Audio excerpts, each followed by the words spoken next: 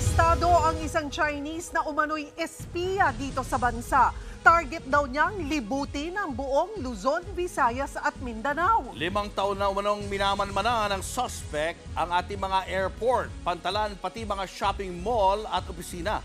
Gayun din ang mga EDCA site. Bukod sa Chinese spy, nahuli rin ang 2 kasabwat umanintong mga Pilipino. Nasa frontline ng balitang yan si Camille Samonte. Nahuli ng National Bureau of Investigation ang Chinese na nag-eespiya umano sa ilang estruktura sa bansa. Nitong Disyembre pa raw unang nakatanggap ng intel ang mga otoridad kaugnay sa grupo ng mga Chinese na nagmamanman sa bansa. Nasabat ng NBI mula sa suspect ang sasakyan kung saan nakakabit ang transmission system, LiDAR sensor at satellite navigation system. Ito raw ang ginamit para makuha ang mahalagang datos gaya ng mga kinalalagyan ng mga base militar, Enhanced Defense Cooperation Agreement o EDCA sites at mga kampo ng mga pulis. Tinitiktikan din daw ng grupo maging ang mga planta ng kuryente, mga opisina ng LGU, shopping malls, paliparan at mga pantalan. Meron na po silang mapa kung saan iikot. In fact, ang plano po nila, pagkatapos nilang mag-ikot yung buong Luzon, ang next target po nila yung buong Visayas at Mindanao.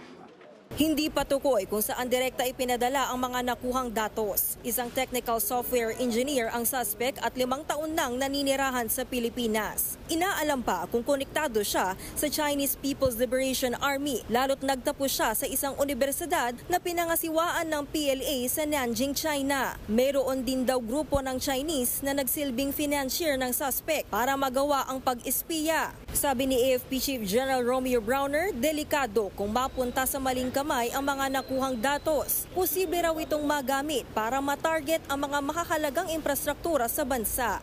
Yung specific grid coordinates, is very important for, let's say, kung gusto mong bombahin yung isang lugar.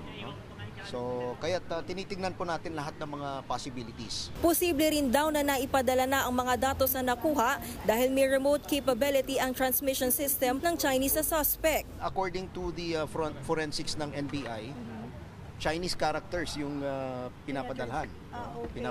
So, we haven't specifically pinpointed kung saan pinapadala.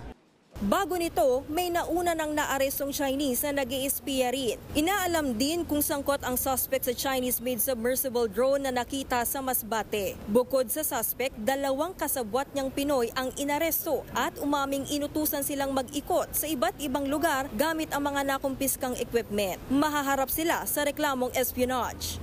Tiniyak naman ng Armed Forces of the Philippines na mas lalo nilang paiigtingin ang kanilang intelligence operations at seguridad sa mga base militar. Nanawagan din sila sa publiko na i-report sa kanila kung may mapansin na kahina-hinalang aktibidad ng mga banyaga sa kanilang lugar. Nagbabalita mula sa Frontline, Camille Samonte, News 5. Mga kapatid, Cheryl Cosim po, huwag maging huli at maging una sa lahat sa balitaan. Para sa tuloy-tuloy na talakayang sa Frontline, mag-follow at mag-subscribe sa social media pages ng News 5.